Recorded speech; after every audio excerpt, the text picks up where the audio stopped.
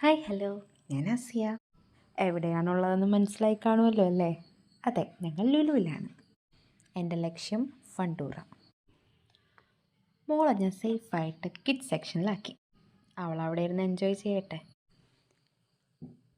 മോൾക്ക് ടാറ്റയും കൊടുത്ത് ഞാൻ അവിടെ നിന്ന് ഇറങ്ങി.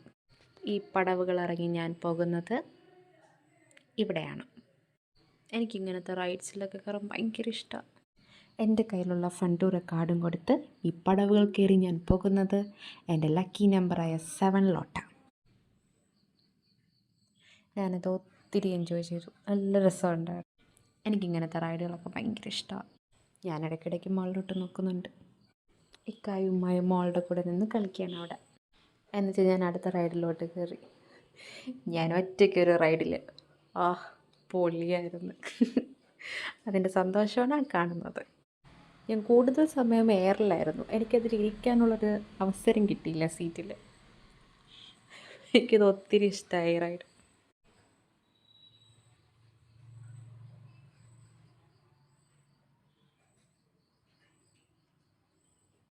പേരിന് പോലും ഒരു ഈച്ചക്കുഞ്ഞ് പോലും അവിടെയില്ല.